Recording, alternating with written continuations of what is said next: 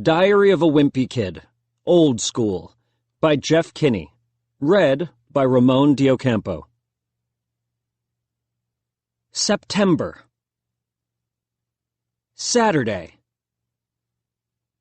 Grown-ups are always talking about the good old days and how things were so much better when they were kids. But I think they're just jealous because my generation has all this fancy technology and stuff they didn't have growing up. Believe me, I'm sure when I have kids of my own, I'm going to be the exact same way my parents are now. When I was your age, we used our legs for getting around. Yeah, whatever, Pops, they'll reply as they jetpack around the living room. Mom's always saying that when she was younger, it was great because everybody in town knew everybody else, and it was like one giant family. But that doesn't sound so great to me. I like my privacy, and I really don't need everyone knowing my personal business. Mom says the problem with society these days is that everybody's got their nose in a screen, and nobody takes the time to get to know the people who live around them. I don't really see eye to eye with Mom on that issue, though. Personally, I think a little separation is a good thing. Lately, Mom's been going around town with a petition to get people to stop using their phones and electronic gadgets for 48 hours. Let's unplug to reconnect. Electronics are cluttering our lives. Let's put down our devices for a weekend and get to know one another. Who's in? Mom needs 100 signatures before she can take the petition to town hall, but she's having trouble getting people to put their names on it. I'm just hoping she gives up on this idea soon, because it's kind of exhausting for the rest of us to pretend we don't know her. I really don't understand why Mom thinks we need to go backward anyway. From what I can tell, the old days weren't that much fun. If you think about it, you never see anyone in those black and white photos smiling. In the old days, people were just a whole lot tougher than they are today. But human beings have evolved, and now we need things like electric toothbrushes and shopping malls and soft-serve ice cream to survive. I bet our ancestors would be pretty disappointed with the way we turned out. But once somebody invented air conditioning, there really was no turning back. We've gotten so spoiled that pretty soon we won't even have to leave our homes if we don't want to. Everything will be delivered by drones.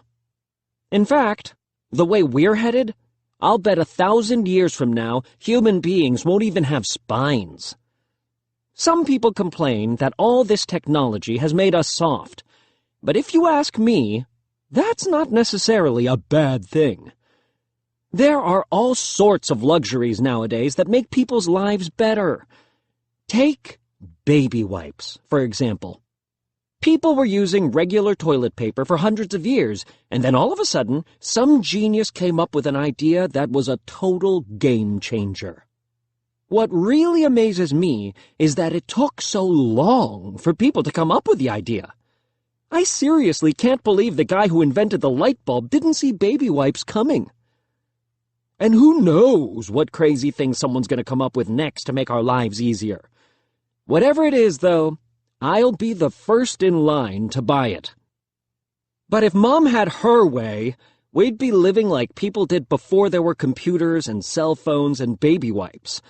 And I really don't want to imagine living in a world without baby wipes. Sunday. Dad says that when he was growing up, in the summertime, kids played outside all day until they got called home for dinner at night. Well, that's pretty much the opposite of the way my summer went this year. I spent July and August at film camp, where all I did was watch movies in an air-conditioned theater for 8 hours a day. The main reason I signed up for film camp was because I thought it was for people who are serious about movies, like me. But I found out it was really just a place where parents could dump their kids off for some cheap babysitting. The downside of spending that much time in a dark theater is that at the end of the day, It took a half-hour for my eyes to adjust to the sunlight. The other reason I signed up for film camp was to get out of the house. Ever since we got a pet pig, it hasn't been a lot of fun being home, especially not at dinner. For the record, I think it's a terrible idea letting the pig eat at the table, because it already thinks it's a human being, and the last thing we need is for it to think it's on equal footing with the rest of us. Right after we got the pig, Mom thought it would be fun to teach it some tricks, so she would give the pig a cookie when it stood on its hind legs. But the pig learned to walk like that, and it hasn't been on all fours ever since. To make matters worse, my little brother Manny put a pair of his shorts on the pig, so now it's like we're living in the house with a Disney character. Mom used to take the pig outside, but after it started walking upright, it decided it was too good for its leash. Mom was worried that if the pig ran off, we'd never find it, so she got a collar with one of those GPS tracking chips in it. But every time Mom put the collar on the pig, within 5 minutes, it would be back off. And don't even ask me how the pig did that, since pigs don't even have thumbs. So now the pig just comes and goes as it pleases, and who knows where it spends its time. What really stinks is that I have a curfew, but the pig doesn't. I think giving the pig too many privileges is a really bad idea. One day, pigs will rule the world, and it'll be my family's fault for starting it all. I wouldn't really have an issue with the pig if it didn't interfere with my life. But I was late on the first day of school because it was hogging the bathroom. With the pig in the house, I was actually looking forward to school starting. But once I got there, I realized it was just the same old thing. And to be honest with you, I feel like I've been in middle school forever. I needed to mix things up a little, or I was going to go crazy. So in the first week of school, I volunteered for the Homework Buddies program. Be a buddy. Team up with an elementary school kid to lend a hand. Sign up for Homework Buddies today.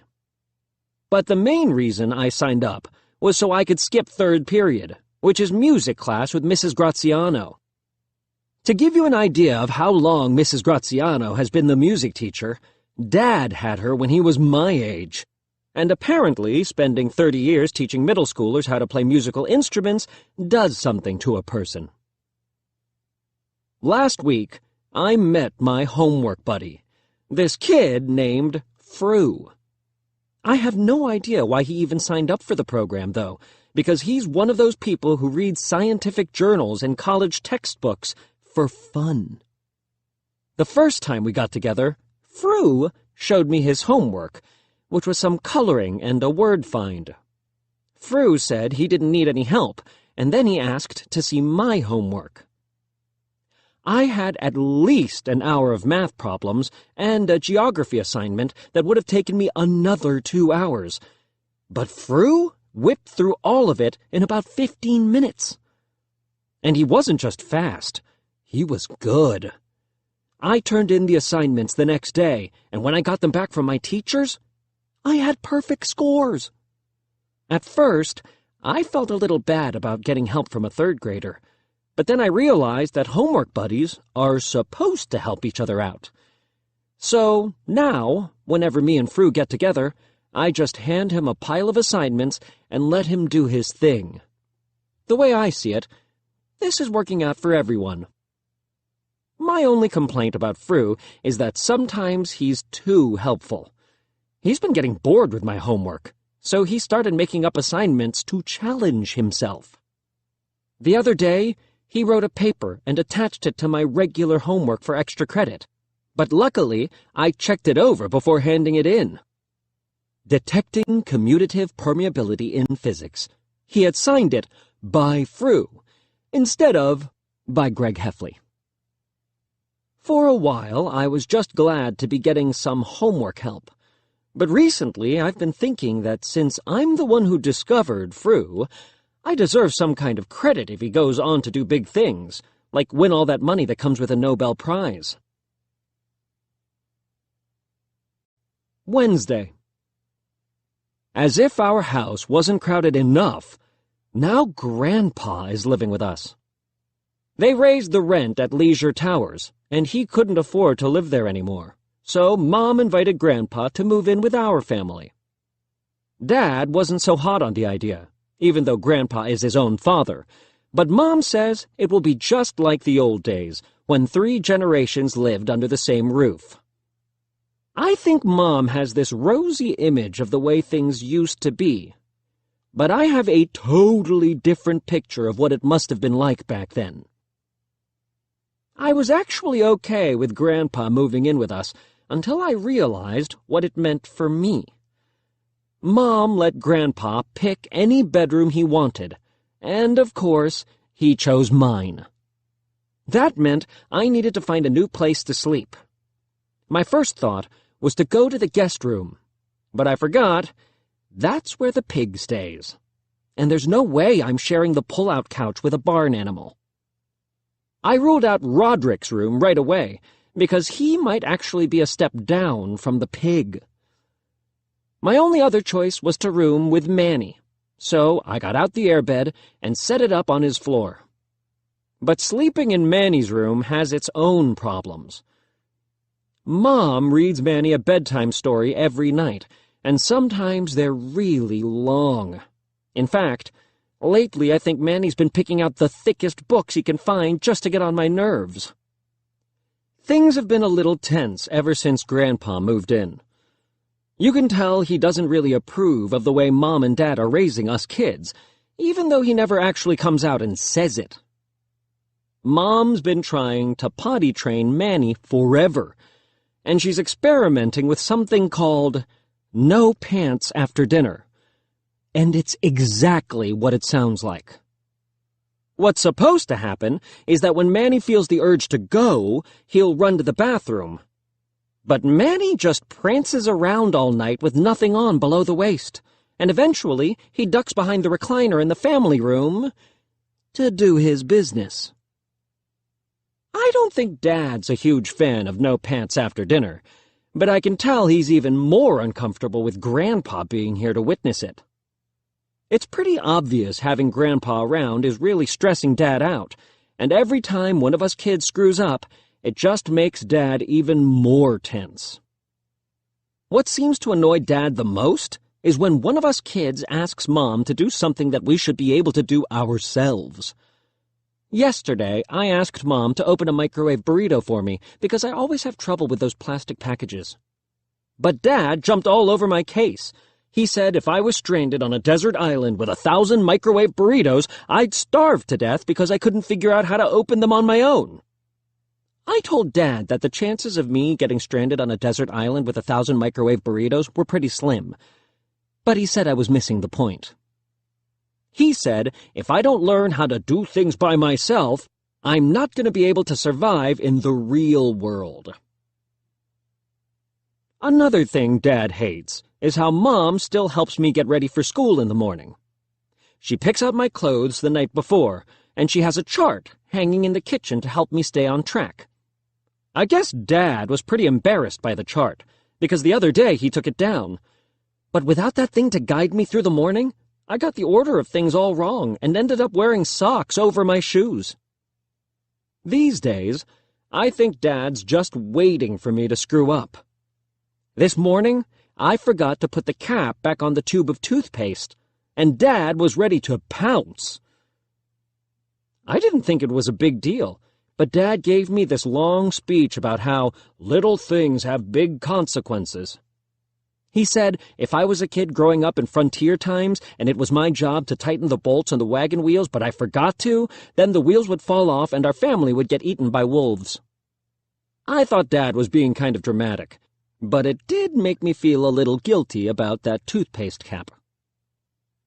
I'm not the only one who's been getting on Dad's nerves, though. Lately, Roderick's been getting under Dad's skin, too. Whenever Roderick needs gas for his van, he hits Mom up for money. But a few nights ago, he made the mistake of doing it in front of Grandpa. Dad said that from now on, Roderick has to pay for his own gas. And when Roderick asked how he was supposed to do that, Dad said it was time for him to get a job. So Mom helped Roderick go through the Help Wanted section of the newspaper to find him a job that doesn't require any skills or experience. They finally found an ad for a restaurant that's about 15 minutes from our house. The ad read, "Wanted, seeking motivated individuals to join the team at the Old-Timey Ice Cream Parlor. Old-Timey Tobias." I went to the Old-Timey Ice Cream Parlor for Rowley's last birthday party, and that experience may have permanently ruined ice cream for me. They have this one dessert on the menu called the feeding trough, which is 40 scoops of ice cream all in one long tray. And when you mix different flavors of ice cream together, it just turns into gray slop. The Old-Timey Ice Cream Parlor is one of those places where the whole staff comes to your table to sing for your birthday. That makes me really uncomfortable, because it's pretty obvious they'd rather be doing anything else.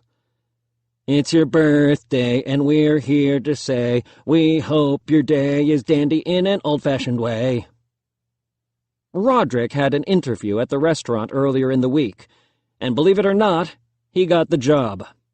Saturday was his first night of work, and Mom thought it would be a good idea for the rest of us to surprise Roderick and cheer him on. But when we got to the restaurant, we couldn't find him anywhere. Mom was pretty worried, but eventually we found him out back, tossing garbage in the dumpster. Mom wasn't happy that Roderick was on trash duty, and she gave the manager a piece of her mind. But the manager said Roderick was an entry-level employee, and that everyone who works at the restaurant has to pay their dues. I'm pretty sure Roderick was hoping we'd all just go home and leave him alone after that, but Mom wanted to stick around, and when Roderick went on his 15-minute break, we hung out with him in the employee lounge.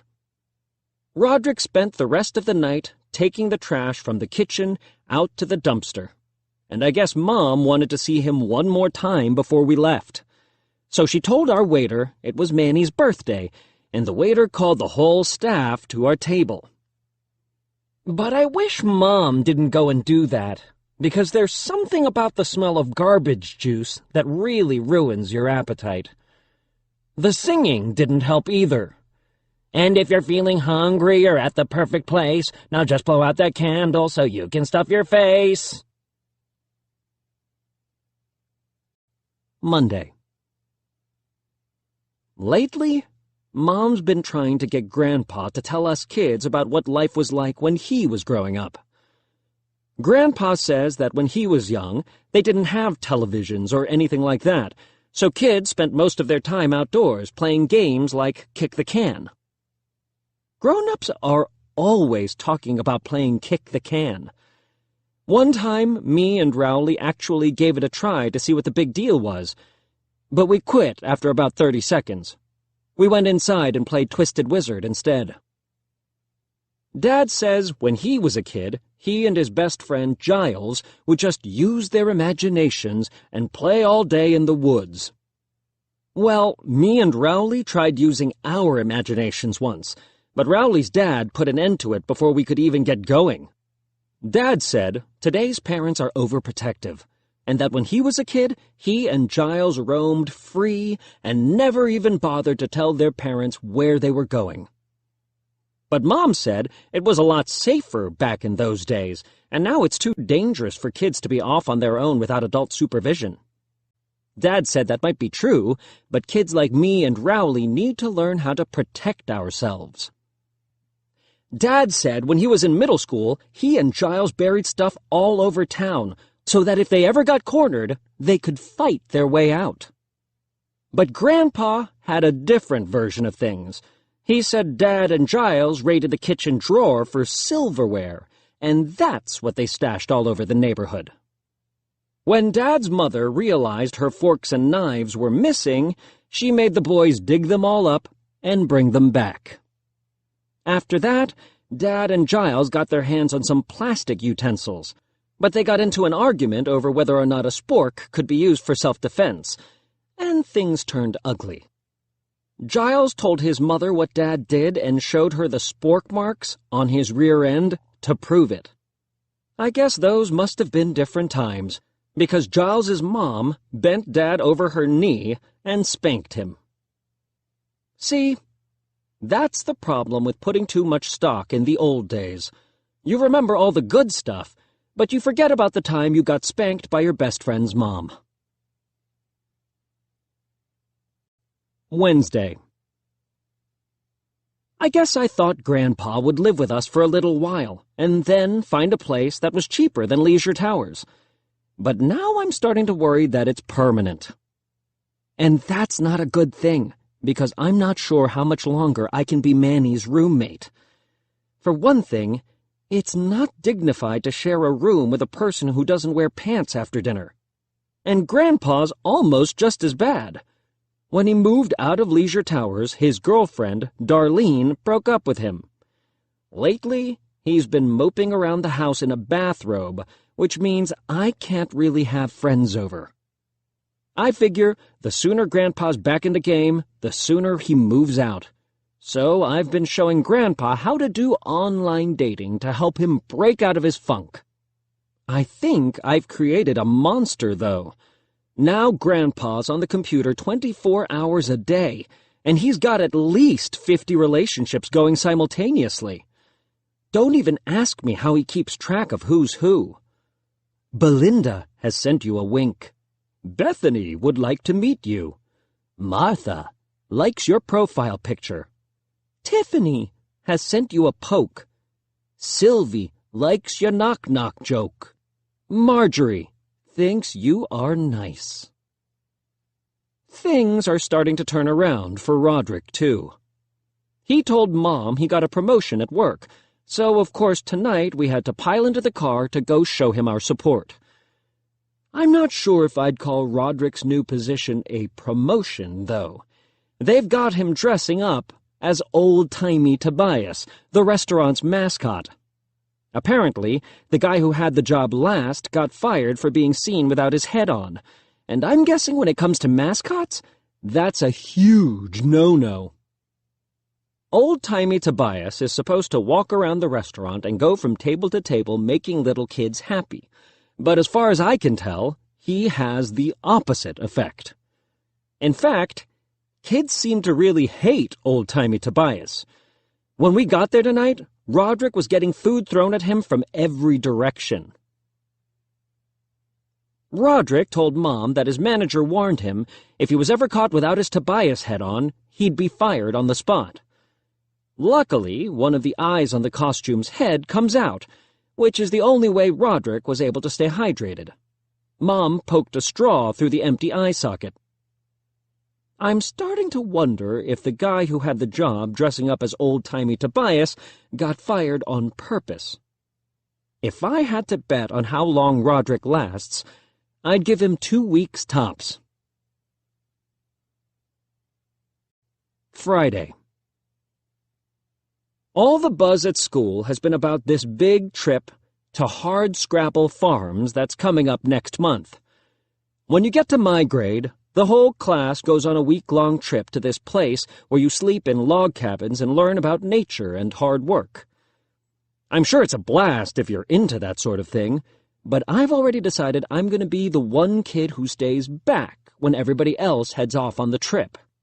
And while the rest of my classmates are sweating it out in the woods, I'll be in the school library enjoying all the comforts of the modern world, including air conditioning.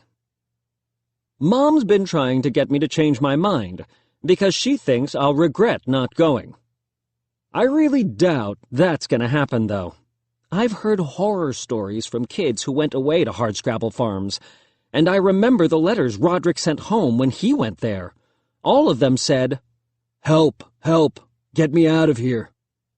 In fact, Roderick seemed kind of traumatized by the whole experience.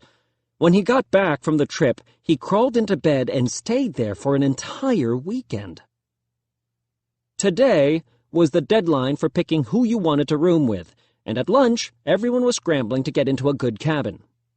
I was glad I already decided I wasn't going, because I really didn't want to deal with all that drama. I felt a little bad for Rowley because he was counting on bunking with me. When I told him I wasn't going on the trip, he went around seeing if anyone had an opening in their cabin. But by the end of the lunch period, things weren't looking good for him. I can't really worry about Rowley, though, because I've got my own problems to deal with.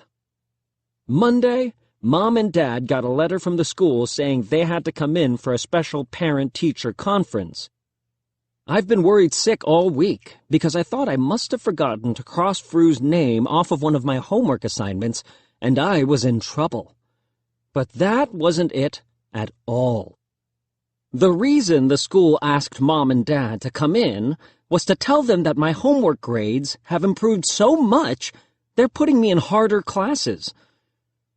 Well, I'm sure Fru will appreciate having more challenging homework, but he can't be there to help me during tests, so unless I can figure out a way to sneak him into school, I'm never going to pass. When Mom and Dad came home from the parent-teacher conference, Mom said we needed to celebrate the good news. Of course, that meant going to the old-timey ice cream parlor.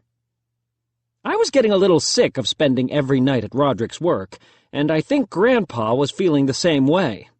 He told Mom ice cream makes his gums hurt, and he was going to stay home this time around. I tried using the same excuse, but Mom was dead set on us going. When we got to the restaurant, though, Roderick was nowhere to be found. The manager told Mom that Roderick never showed up for work. That sent Mom into a panic, and we got back in the van to go look for him. We drove all over the place, and we finally found Roderick walking along the side of the highway. When we pulled over, Roderick got in the van and explained what happened. He said there was a traffic jam on the highway, and he was going to be late for work, so he got into the carpool lane where he could go a lot faster. But the rule for the carpool lane is that you have to have at least 2 people in your vehicle. So Roderick made it look like old-timey Tobias was sitting next to him in the passenger seat. Unfortunately, some eagle-eyed cop pulled him over. The cop wasn't amused and gave Roderick a ticket for $100. Then he found all sorts of things wrong with the van, like a broken taillight and an expired inspection sticker. After that, the cop had Roderick's van towed and left him stranded on the side of the road. So Roderick was a huge target for all the kids who were stuck in the traffic jam. Mom told Dad to drive home so she could throw Roderick's costume in the washing machine. But when we got to our street, there were cars parked up and down on both sides. There were even cars parked on our lawn, which was pretty strange. We had to park the van at the bottom of the hill and walk up the street. When we finally got to our yard, you could hear loud music coming from the house. And when we opened the front door, there was a raging party going on inside, and lots of senior citizens doing the twist. We had to push through the crowd to find Grandpa, who was out back in our old hot tub with 3 old ladies and the pig. And from the look of things, he was having the time of his life. Dad kicked everyone out of the house, which took forever, mostly because no one was in a big hurry to leave. When everyone was gone, Dad lit into Grandpa for having a party. Grandpa said he didn't plan on having a party. He said he tried to invite one lady from his dating site over to watch a movie, but he must have accidentally hit send all, and then everyone showed up at once. Dad was really mad, but it must have been awkward for him to come up with a punishment for his own father. I guess he couldn't think of anything better, so he just put Grandpa in timeout. I wish he had done a better job of clearing out the party guests when we got home, though, because there were a few stragglers in Manny's closet who didn't poke their heads out until they thought the coast was clear, right as Manny and I were crawling into our beds for the night. Tuesday. Ever since Grandpa had his party, Dad hasn't been willing to leave him home alone. And when Dad can't be there to watch him, he makes one of us do it.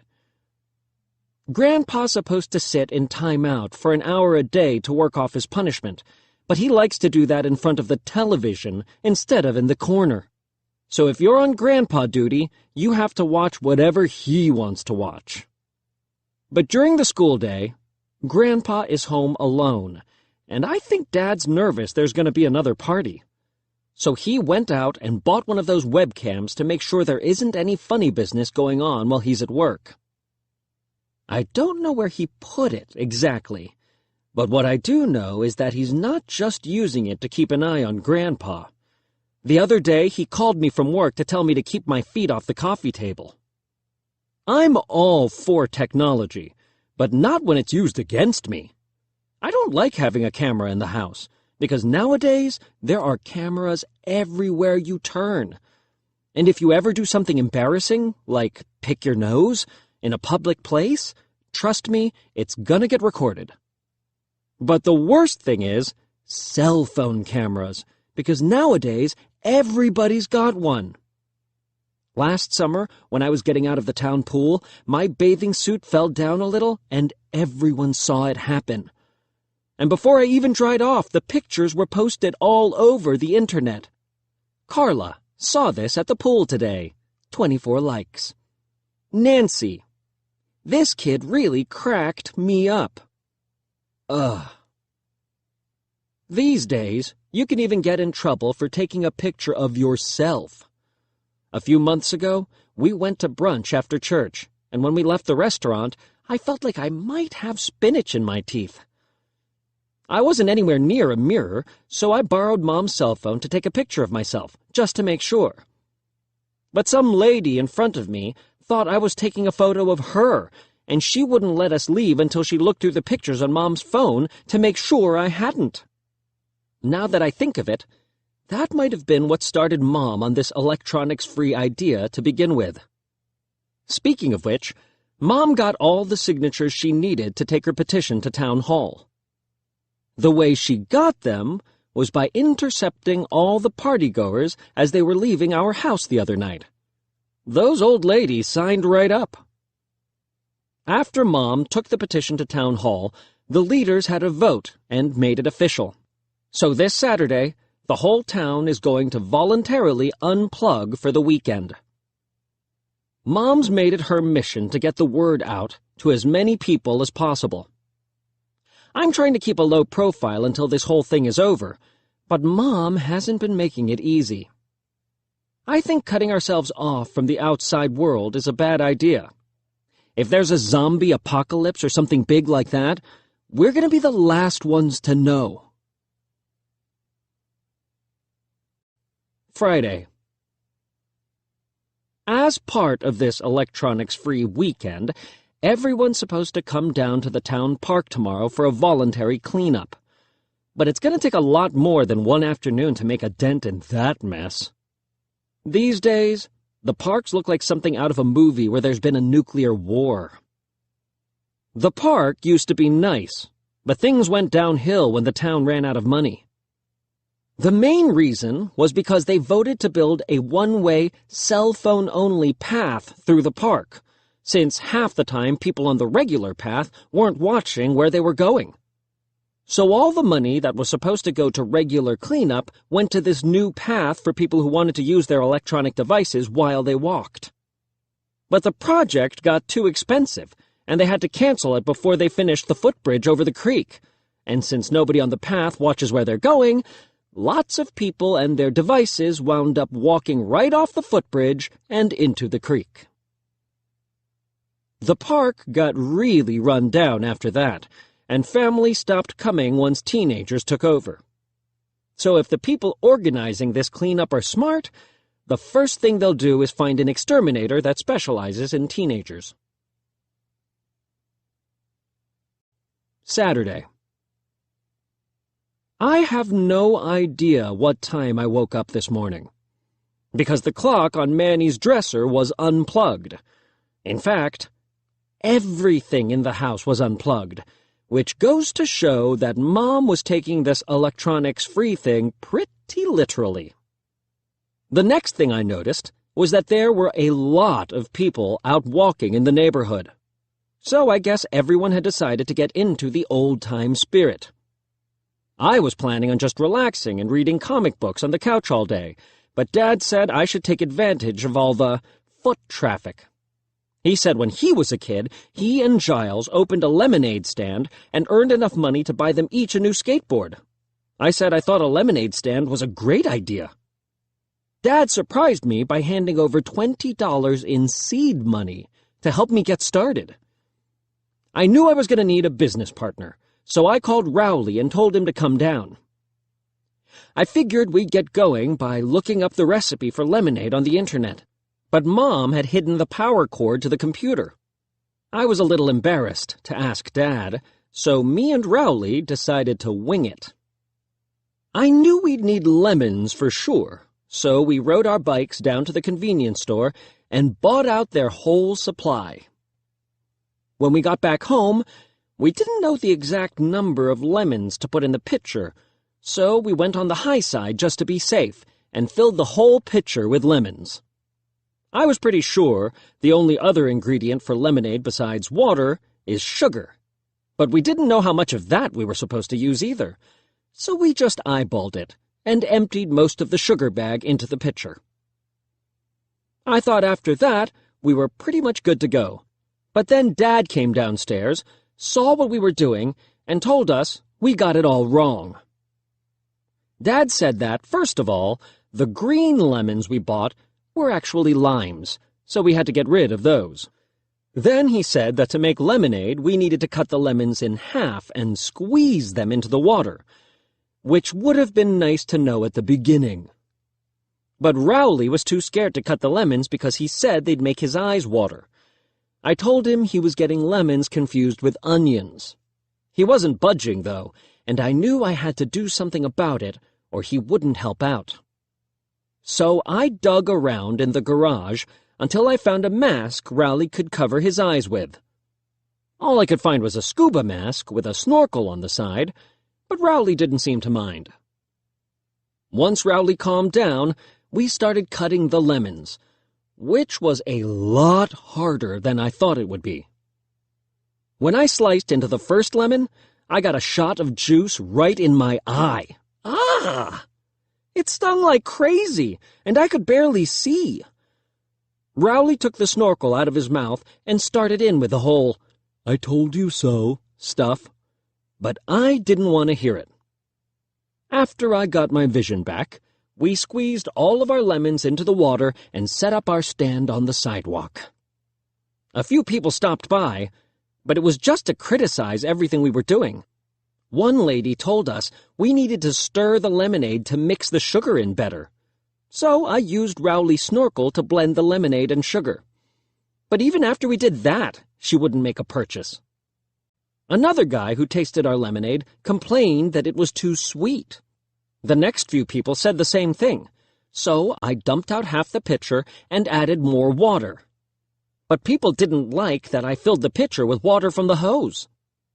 One guy had a problem with the fact that we were using the same glass for every customer, even though I explained to him that we were rinsing it out after every use.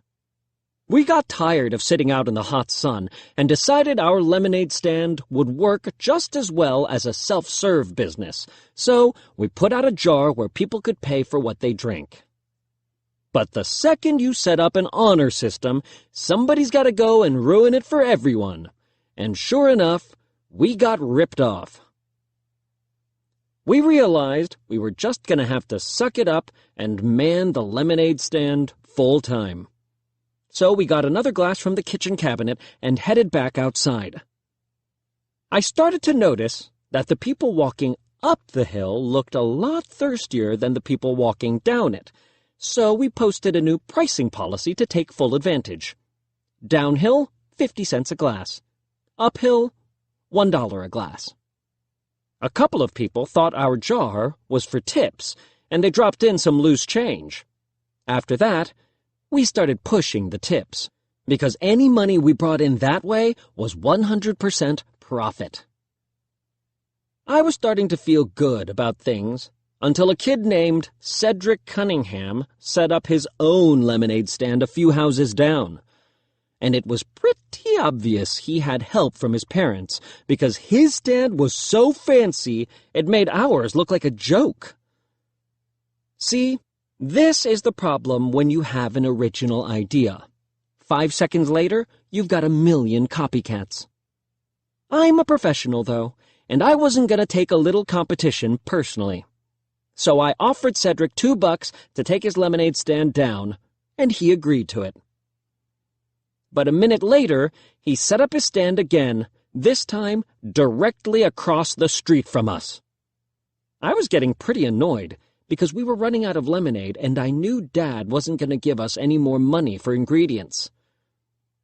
That's when I realized if we sold water instead of lemonade, we would save ourselves a lot of hassle. Plus, it was pretty obvious Cedric had cornered the lemonade market, especially after he put up his new sign, "Help me buy medicine for my sick kitty." But I knew if we were going to sell water, it would have to seem extra special to get people to pay for it. So I came up with an awesome-sounding name, and then I filled Manny's baby pool with water so we wouldn't run out for a while. NRG Fitness Water. If we were going to call this stuff fitness water, we'd have to let people know it actually worked. So I had Rowley do some jumping jacks and push-ups in front of our stand. The problem is, Rowley is not in the best shape, so it was a bad look for our company. Luckily, a guy who was actually in shape came up the hill right after that, and I offered to pay him a few bucks if he told everyone he got that way by drinking our NRG fitness water. But I guess he had better things to do, because he told us he wasn't interested. Unfortunately, a guy walking down the hill overheard us, and he said he'd be happy to endorse our product. Not to be mean or anything, but this guy definitely did not have the look we were after. So, to make him go away, I paid him $3 to tell people he didn't drink our stuff. I realized we were still competing for beverage dollars with the kid across the street, and that if we were going to make any real money, we needed to move our operation to a whole new market. And I knew just the place. The town park. With the big cleanup going on down there, I figured there would be a ton of thirsty volunteers. So me and Rowley loaded up a wagon with as much of our product as we could carry and headed down the hill. Halfway to the park, Rowley said he was dehydrated and needed a drink. I didn't want to stop, but he looked like he was going to pass out, so I let him take a bottle and made a note to dock his pay later on. When we got down to the park, it seemed like the whole town was there. Everyone was working really hard, and it was pretty hot out. As a bonus, the water fountain was broken, which meant people didn't have any real options for quenching their thirst, so me and Rowley knew we were going to make a killing selling our stuff. Unfortunately, Mom spotted us right away and asked what we were up to. I told her we were going to sell our fitness water to anyone who was willing to shell out a few bucks. But Mom said it was tacky to profit off a bunch of volunteers who were sacrificing their Saturday to clean up the park. I told her everybody who drank our water would be able to volunteer twice as hard, and the whole cleanup would go a lot quicker. While me and Mom were arguing about this, the ladies who were working on the flower bed totally raided our supplies. And before we could do anything about it, they had poured our whole inventory of fitness water into their new garden, like it was just some cheap junk. I did a quick calculation and figured that was at least $200 in lost profits seeping into the ground. But those ladies just went right back to their planting like it was no big deal. Still, it wasn't too late for me and Rowley to turn this thing around. We gathered up the empty bottles and headed down to the creek for a refill. Mom stepped in our way. She told me and Rowley she wanted us to help the volunteers with the cleanup and handed us some lawn tools to get started. I explained that we were businessmen, and real businessmen don't work for free. But before I was even done talking, Rowley was on his hands and knees planting perennials. I knew I had to get out of there as quickly as possible, or I'd get roped in too. But Mom was one step ahead of me. She said when I was little, she used to take me to the park every day, and that those were her most special memories of the two of us. She told me if we didn't clean the park, other moms wouldn't be able to have the same kinds of precious moments with their kids. See, Mom knows exactly how to get to me.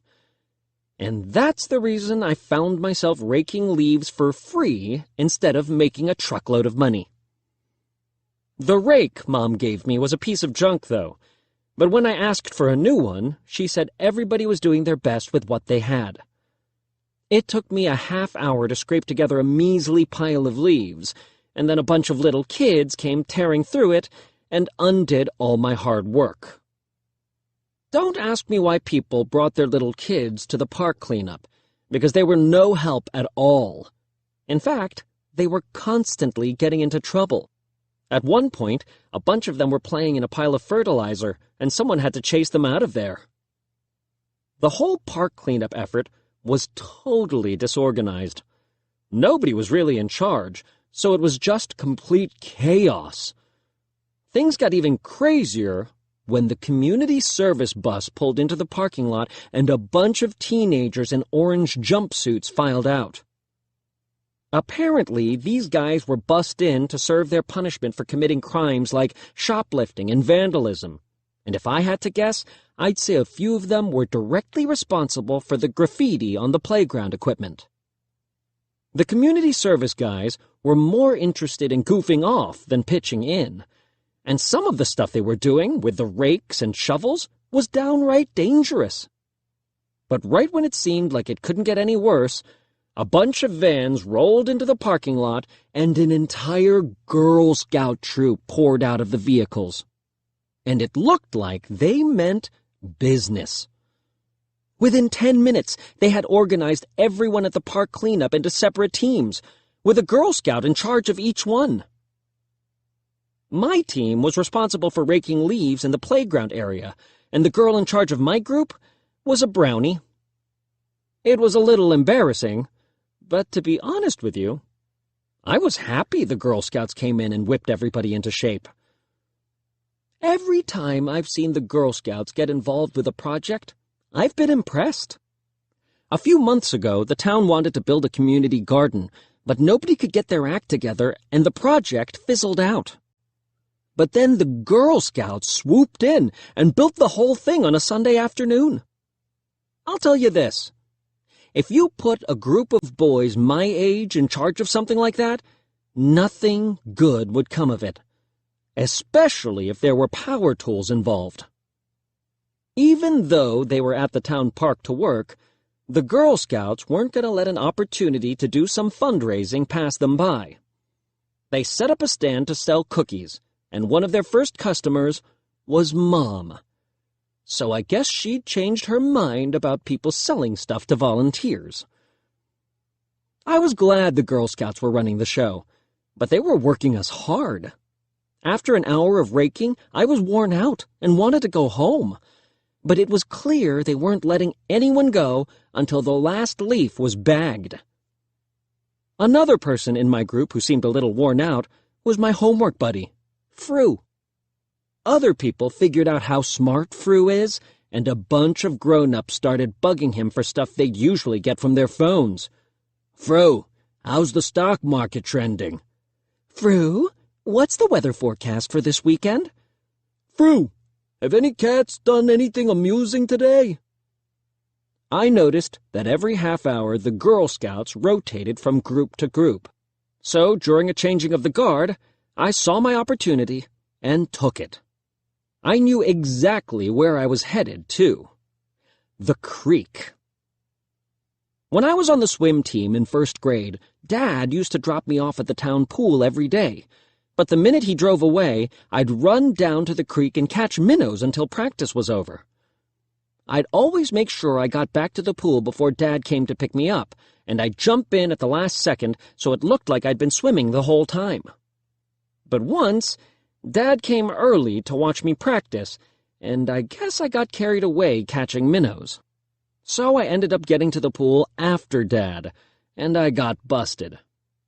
Today, I figured I'd just take a quick breather down by the creek and then get back to work. But 30 seconds after I got there, I heard somebody crashing through the bushes. It turns out Fru had seen me take off from the playground, and he followed me. Fru said he couldn't handle all the pestering from the grown-ups a second longer, and when he saw me leave, he thought I had the right idea. While we were talking, we heard something big coming our way. I thought it might be a bear, but I was pretty shocked to see that it was one of the community service guys. In fact, I knew this guy. His name was Billy Rotner, and he used to hang out in our basement when Roderick's band practiced. A month or so ago, I heard Roderick telling one of his friends that Billy got caught stealing a pack of sour gummy worms at the convenience store.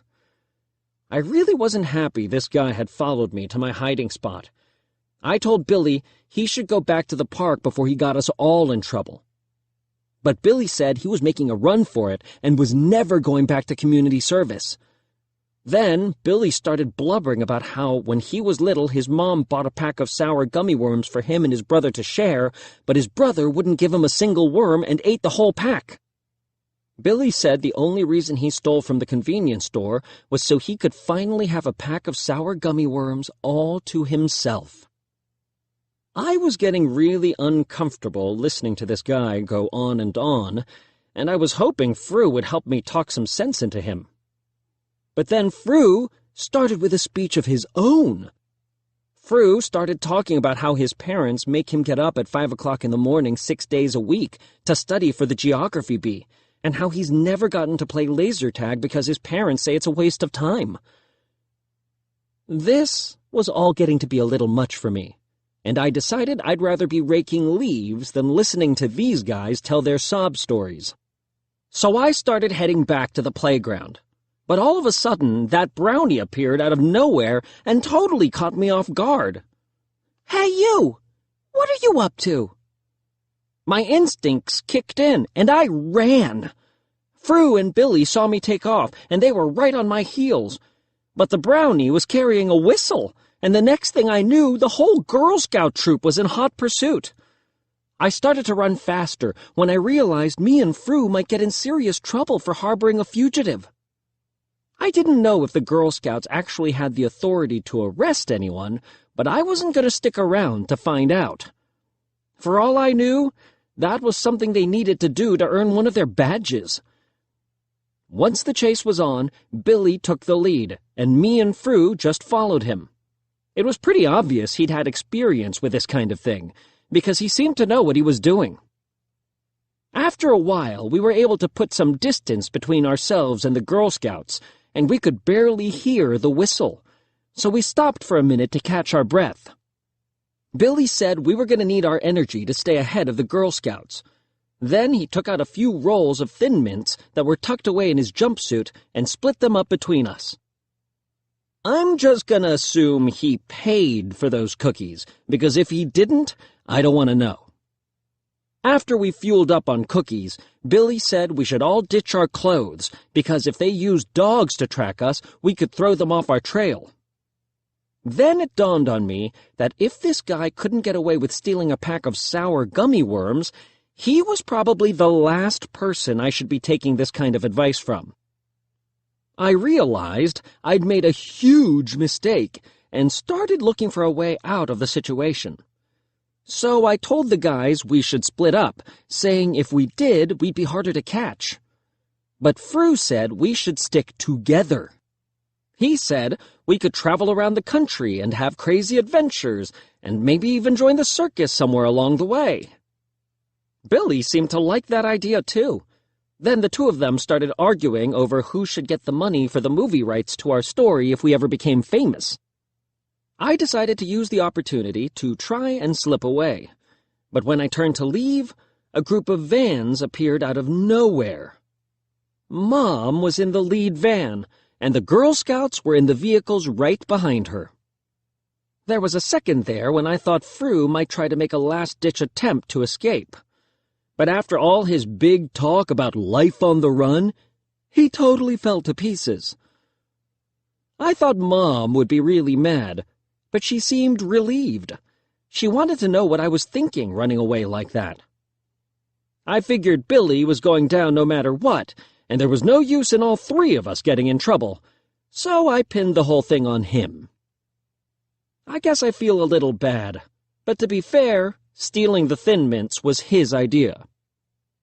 I don't know how much community service they're going to tack onto Billy's sentence, but by the time he's done, I plan to be attending a college halfway across the country.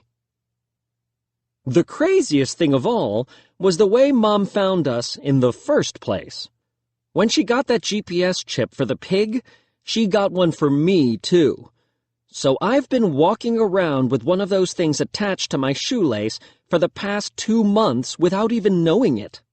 And when I disappeared from the park, Mom used her phone to figure out where I was. Now's not the time to complain about Mom being overprotective, though, because if she hadn't come to my rescue, I might have ended up in a traveling circus with Fru and Billy. But still, so much for Mom going electronics-free. October. Friday. If Dad was on my case before, he's 100 times worse now. After the town park incident last weekend, it's pretty obvious he thinks I can't be trusted, and whenever he's home, he likes to have me and Grandpa in the same room so he can keep an eye on both of us. I wish I never knew about the webcam, though, because it's got me really paranoid. There could actually be multiple cameras in the house. I'm pretty sure there's one in Manny's stuffed duck, because its eyes seem to follow me. If there's not a camera in there, then I've been making a pretty big fool out of myself the past few days, in front of that duck. Luckily, Mom took Dad to the airport to go on a business trip this morning, and I know he can't monitor me the whole time he's away. Still, I've been extra careful not to screw up, just in case he's got one of those webcams recording to a hard drive somewhere. This morning, when I was brushing my teeth, I made sure to put the toothpaste cap back on the tube the way Dad always tells me. But my fingers were slippery, and I dropped the cap in the sink. It bounced around a few times, then it went right down the drain. Oops. I knew the second Dad got home from his trip, he'd go to the upstairs bathroom to make sure the cap was on the toothpaste, so I had to get it back. The first thing I did was try and fish the cap out of the drain with a cotton swab, but all I managed to pull up was a bunch of hair and other gunk. And now that I know what's in people's sinks, I guarantee you I'll never be a plumber. I figured I probably pushed the toothpaste cap even farther down the drain with that cotton swab, so I opened the cabinet under the sink to see if I could figure out where it ended up. I knew Dad had a bunch of do-it-yourself books on plumbing in the basement, and I figured there'd be some step-by-step instructions to show exactly how to fix this sort of thing. I couldn't make heads or tails of the diagrams in the book, so I took my best shot at it. There was a plastic tube underneath the sink, and I figured the toothpaste cap must be somewhere inside. So I loosened the nut that held the tube to the metal pipe, and the tube came out pretty easily. I guess I was supposed to turn off a valve or something, though, because the next thing I knew, water was spraying out all over the place. Ah! It took me a minute to figure out how to shut off the valve, and by the time I did, there was a huge puddle on the floor. I soaked up as much water as I could with the towels that were in the bathroom. Then I ran down the stairs to get some more out of the laundry room. But when I got down to the kitchen, I realized I had a bigger problem. Water was dripping from the ceiling onto the kitchen table. I told Grandpa where the water was coming from, but he didn't seem too concerned. He said the only real damage would be a water stain on the kitchen ceiling. I'm glad Grandpa thought it was no big deal, but I'm sure Dad would see the situation differently. I begged Grandpa to help me out of this mess, and he told me he would. Grandpa said there's a special kind of paint that covers up water stains, and he'd take me to the hardware store to get it. That sounded great. He grabbed Dad's keys, and we got in the car. But when we backed out of the driveway, Grandpa clipped a trash can. I wasn't too concerned, but when we hit a neighbor's mailbox, I started to get worried. I realized I couldn't remember the last time I was in a car with Grandpa at the wheel, and all of a sudden, it hit me. Last year, Grandpa failed his driver's test, so they took away his license. He hadn't been allowed to drive since. I was really nervous, so I told Grandpa maybe we should go back home. But now that he was on the open road, there was no turning back. He was hollering, "Yee-haw!" By the time we got out of our neighborhood, he seemed to be getting the hang of it, but I was still pretty nervous when we got on the ramp for the highway. Luckily, there weren't a lot of people driving at that time of day, and the hardware store was only a few miles away. The weird thing was, all of the signs along the side of the road were facing the wrong way, which was really confusing. When I saw two cars coming toward us, I realized that somehow Grandpa had taken the exit ramp instead of the entrance ramp, and we were headed in the wrong direction. Grandpa slammed on the brakes, and the car did a 180 before coming to a stop in the breakdown lane. It's a miracle we didn't get hit, and our near-death experience really shook both of us up. Suddenly, a water stain on the kitchen ceiling didn't seem like such a big deal anymore. Me and Grandpa agreed we should just go back home and call it a day. At least now we were headed in the right direction. But when Grandpa put the car in drive, it rolled a few feet, then conked out. At first, I thought something must have happened to the car when Grandpa slammed on the brakes, but when I looked at the dashboard, I realized we were out of gas. Roderick used the car last night when he went to work, and of course he didn't refuel it. Grandpa saw a sign ahead that said there was a service station a mile up the road, and he told me he was going to walk there and bring back a can of gas so we could get home. I wanted to go with him, but he said I should stay in the car so it didn't get towed by the highway department. I didn't feel great about the whole idea, but I figured it was the only choice I had. Grandpa headed off on foot, and I waited for what must have been an hour. I was starting to get a little worried, and then I looked up at the rearview mirror and saw something in the distance. A group of people were walking toward the car along the side of the road. At first, I was excited because I thought they might be able to help, but then I saw their orange jumpsuits. I froze. It was the community service gang, and they were coming my way. When they got closer, I saw that one of them was that guy Billy. I thought about making a run for it, but I didn't want to take my chances out in the open. I did the only other thing I could think of, which was to lock the doors and hide. There aren't a lot of good hiding places in a car, though, so the best I could do was get down underneath the dashboard and stay really still. Then I held my breath and prayed. It took forever for those guys to get to the car, and when they finally did, they decided it was a good place to take their lunch break. Eventually, the community service crew finished eating and moved on, but they left a huge mess, which just goes to show they weren't taking their highway cleanup duties too seriously. Once I was sure they were gone, I got back up. But both of my legs had fallen asleep from being in such an awkward position for that long, so I grabbed the handle on the center console to pull myself up. But the handle moved, and when it did, so did the car. I had accidentally shifted the car into neutral, and it started to roll forward. The car was picking up speed, so I stepped on the brake, but it locked up, and the car just kept going. I was afraid I was going to roll out into traffic and get hit. Then I saw Grandpa walking toward me in the breakdown lane, and I panicked. I jerked the steering wheel left and just barely missed Grandpa. The problem was, the car rolled right into a ditch. And that's where it stayed until Mom came 2 hours later with a towing company. If I had to do it all over again, I would have just left that toothpaste cap in the drain. Monday. I begged Mom not to tell Dad what happened to the car when he got home. But she said since the fender was all banged up, he'd find out anyway. I realized my only option was to get out of town, and I thought of the perfect way to do it.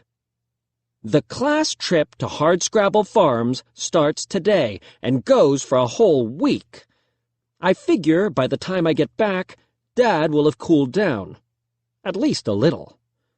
So I told Mom I changed my mind about the trip, and she was all excited. She called the school to make sure I could still go, and luckily there were a handful of spaces left in the cabins. I went through my book bag and found the packing list they sent home last month to check what I needed to bring. Hardscrabble Farms supply list. Bug spray. Hiking boots. Raincoat. Canteen. Day pack. Jeans. Plastic bag. Sunscreen. Toiletries. Wool socks. No electronic devices. No junk food. It was too late to go out and shop for all that stuff. Luckily, Mom found Roderick's duffel bag in the garage, which he had never unpacked from when he went on the trip a few years ago. Inside were some hiking boots, a raincoat, a canteen, bug spray, and a bunch of other things on the list, which was great. But the bag reeked because there was a half-eaten ham sandwich in there, which had something growing out of it. I was a little worried about the food situation at camp, and I was tempted to try and sneak a few candy bars in, but I wasn't sure what the penalty was if you got caught, so I decided to just hide them in my sock drawer so nobody would eat them while I was gone. I wasn't willing to take any risks when it came to my comfort, though. I stuffed 3 whole containers of Freshies baby wipes into Roderick's bag, even though that meant I couldn't fit the raincoat. I buried the Freshies at the bottom of the bag because I didn't want Mom to know I was taking them. Mom says baby wipes are too expensive for everyone to use on a regular basis, and they're reserved for Manny. See, this is the main reason I want to be rich when I'm older. When I have a ton of money, I can buy as many baby wipes as I want. But until I have money of my own, I'll have to keep raiding Manny's supply. When I was just about ready to leave for the trip, Grandpa gave me a book he said might come in handy. Grandpa said the book belonged to him as a kid, and he gave it to Dad when he was my age. Now he wanted me to have it. It looked a little outdated to me, but I didn't want to hurt Grandpa's feelings, so I told him I'd take it with me and read it the first chance I got. It was called The Essential Book for Young Lads. There was just enough room to fit it in my bag, and I figured the more stuff piled on top of the Freshies, the better. When Mom dropped me off at school this morning, though, I realized I was seriously unprepared for this trip. Everybody else had a ton of gear, and I felt like I had underpacked. After all our stuff was loaded onto the bus, the bags took up at least half the space. That meant we had to double up on seats, which made the ride to Hardscrabble Farms feel a lot longer than it should have. When we finally got there and drove through the main entrance, I was pretty relieved. But the last stretch was brutal because it was a bumpy dirt road. At the end of it, a sign read, Hardscrabble Farms, Old-Fashioned Values for Today's Youths. When we got off the bus, a group of kids from another school was just leaving, and they looked like they couldn't be getting out of there soon enough. A kid in the back was holding a handwritten sign that didn't make any sense to me. It said, Beware of Silas Scratch. A couple of my classmates seemed pretty freaked out when they saw it. A boy standing next to me said his older brother went to Hardscrabble Farms a few years back and told him all about Silas Scratch. Apparently, this Silas Scratch guy was a farmer who lived at Hardscrabble Farms a long time ago, but then the county came in and kicked him off his land. Another kid chimed in and said he heard Silas Scratch went to live in the forest, where he survived by eating slugs and berries. Then Melinda Henson said she heard he went crazy and grew his fingernails really long. See, I could have done without the part about the long fingernails, because that sort of thing really gives me the willies. One of our chaperones, Mr. Healy, said that when his class went to Hardscrabble Farms, a kid named Frankie came across Silas Scratch's shack in the woods, and after Frankie saw it, he was never the same. Anyone who hadn't heard of Silas Scratch before knew about him now, because the story spread like wildfire. I found the whole Silas Scratch thing disturbing. I guarantee you, if anyone told me there was a deranged farmer prowling the grounds of Hardscrabble Farms, I would have just stayed home and taken my chances with Dad. After we were done unloading the bus, we brought our stuff down to the main lodge, which was a giant log cabin with a bunch of long tables inside. The person in charge was Mrs. Graziano, and once everyone sat down, she gave a speech about the camp rules. There were a bunch of them, but the one she said was most important was that boys and girls aren't allowed to visit each other's cabins for any reason. Mrs. Graziano said this was her 19th year coming to Hardscrabble Farms, and she wasn't going to put up with any nonsense from anybody. Then she had the chaperones go through everyone's bags to make sure nobody was trying to sneak in any junk food or electronics. A few kids got busted with stuff in their bags. Mike Barrows had a pound of Swedish fish in his backpack, and Duane Higgins got caught trying to smuggle in a giant chocolate chip cookie.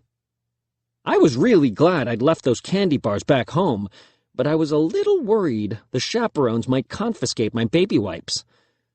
Once Mr. Jones caught a whiff of my bag, though, he didn't go digging any further. After that, we had lunch, which was hot dogs, baked beans, and stuffed peppers. There weren't any other choices, so if you didn't like any of those things, you were out of luck. When lunch was over, the chaperones told us to scrape our leftovers into a giant pot. I hadn't touched my stuffed pepper, so I dumped the whole thing. I asked Mr. Healy why we put our leftovers into a pot instead of the trash can. He said at Hardscrabble Farms, no food goes to waste, and everything we didn't eat for this meal is put into a stew for the next one. He said it was the same when he came to this camp as a kid, and they still used the exact same pot. That means there could be leftovers from 30 years ago in that thing. After lunch, Mrs. Graziano and the female chaperones took the girls to the other side of camp to go to their cabins. Mom had actually wanted to volunteer as a chaperone last minute, but she wasn't comfortable leaving Manny with Roderick and Grandpa. That kind of stinks, though, because she could have fed me inside information from the girls' side of camp. Stuff like, "You don't stand a chance with Lauren, but Chloe thinks you have a cute butt." Us guys stayed back in the cafeteria to get our cabin assignments. Most of the groups were kids who hang out together at school, but each cabin seemed to have one kid who didn't belong. The school must have decided to spread the troublemakers out so there wouldn't be more than one in any cabin. The only group that had more than one troublemaker was Mr. Nuzzy's group. But Mr. Nuzzy works as a prison guard, so I guess they figured he could handle it. Since I registered late, I got put with a group of leftovers, which included Rowley. I was glad I got assigned to the same cabin as Rowley, but I wasn't happy his father was the chaperone. Mr. Jefferson has never really been a big fan of mine, and I wasn't looking forward to being cooped up with him for a whole week. When we opened the door, it was pretty clear whoever had our cabin last didn't bother cleaning up after themselves. One kid in my group, Julian Trimble, seemed to be taking the whole situation pretty hard, because his lip started to quiver as soon as he walked in the door. I was kind of surprised Julian decided to come on this trip, because I'm guessing he's never been away from his parents overnight before. Julian was always the kid who made a big scene every morning during drop-off time at school. Once in 2nd grade, he had such a strong grip on his mom that the vice principal had to come down to peel them apart. I figured Julian decided to go on this trip on his own, but when I remembered the way his mom raced out of the school parking lot this morning the moment Julian got out of the car, I started to wonder if his mom actually tricked him into it. Everybody started picking out their bunks, and that's when I found out why everyone had such big bags. They all pulled out blankets and sleeping bags. I had just assumed the bedding would be taken care of, but I guess that was too much to hope for at a place like this. The closest thing I had to a pillow was my hoodie, which already smelled like Roderick's ham sandwich. It was hard finding a mattress without any weird stains on it. I picked a top bunk because I couldn't risk being beneath Julian in case he wet the bed.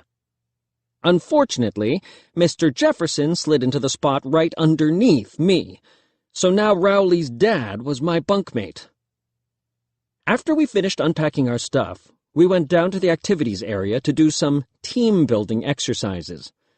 The first thing we did was a trust fall, where one guy would fall backward and everyone else was supposed to catch him. I guess the point was to show how our teammates have our backs. But Jordan Lanky did his fall while the rest of us were still working out where to stand. One down. Mr. Jefferson showed us how to form 2 lines facing each other, and then make a net by grabbing each other's wrists. So when Jeffrey Swanson got up on the platform, we thought we were ready for him. But Jeffrey is a big boy, and his weight made Rowley and Gareth Grimes collapse and smash into each other. Bonk. 3 more down. Gareth was missing one of his front teeth, and everyone got down on their hands and knees to look for it. Then Emilio Mendoza found the tooth in Rowley's forehead. Mr. Jefferson told Emilio to run down and get the nurse, who brought Gareth a damp washcloth to stop the bleeding. But she couldn't pull the tooth out of Rowley's forehead because it was really lodged in there. Mr. Jefferson called his wife to come pick Rowley up and take him to get it checked out. I don't know if she ended up going to a doctor or a dentist, because I have no idea what you even do for that sort of thing. So Mr. Jefferson was stuck chaperoning a bunch of kids who weren't his. He had us do all these exercises that were supposed to teach us how to work together as a team, but all they really did was show us how bad we were at it. We did one activity called the Bucket Brigade, where we had to make a relay line to bring water from the river all the way to our cabin.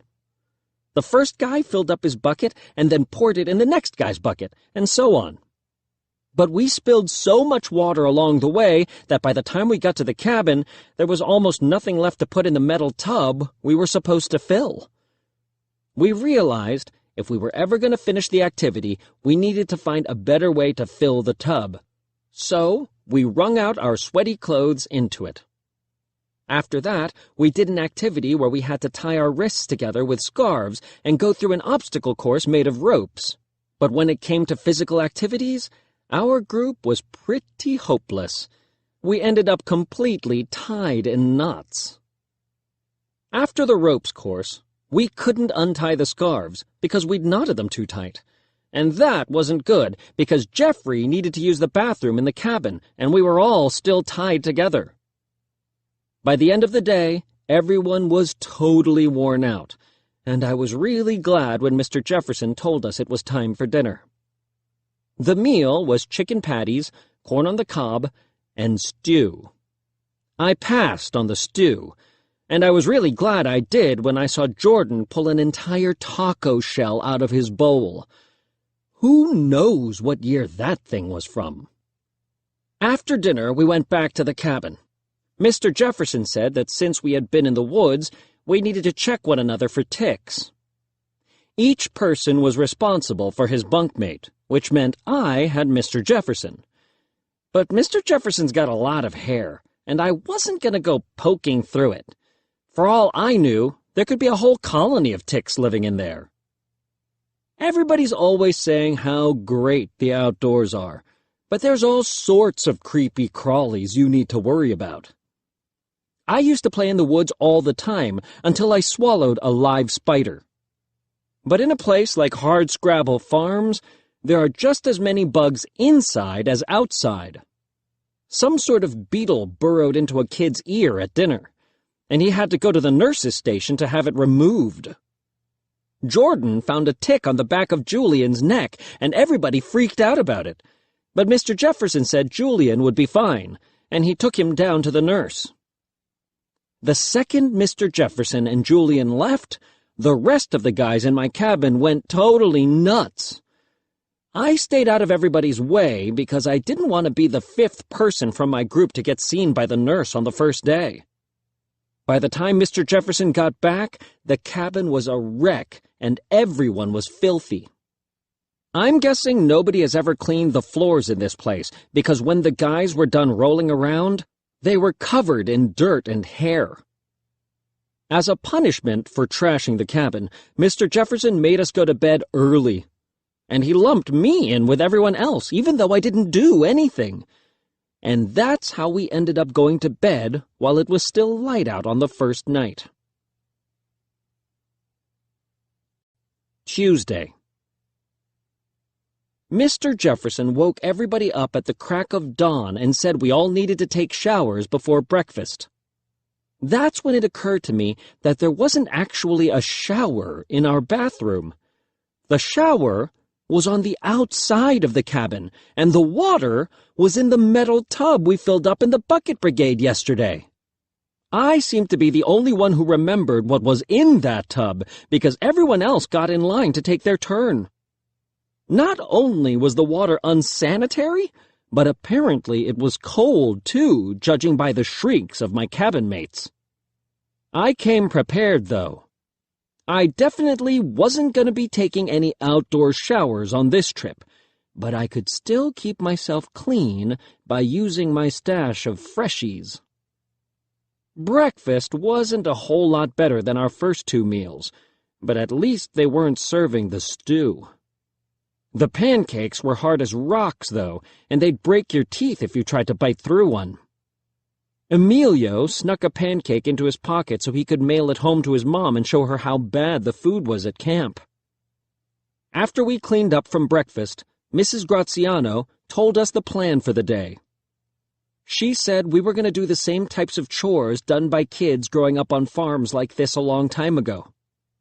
Mrs. Graziano said that in the old days, kids worked from the time they got up in the morning until the sun went down, and they had to start working as soon as they were old enough to help their families out.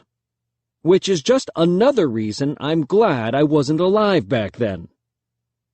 My group started off in the barn, and our job was to move bales of hay from one end of the building to the other. It was seriously hard, and I have a lot of respect for kids who had to do that kind of work every day. When we were finished, everybody felt a huge sense of accomplishment. As we were leaving to move on to the next station, Mr. Nuzzy's group came into the barn. He told his team their job was to move the hay bales to the other side, which was where they were to begin with. So don't even ask me why we went to all that trouble. See, you shouldn't do that kind of stuff to a kid. When I was in first grade, my teacher told me she was sending me on a secret mission, and she gave me a note to deliver to another teacher down the hall. And every day after that, my teacher handed me another note to deliver. Well, one day I got curious about what was in those notes, and I opened one up. But it was blank inside. It turns out Mom had told my teacher she was worried about my self-esteem, and the whole secret mission thing was just a way to make me feel important.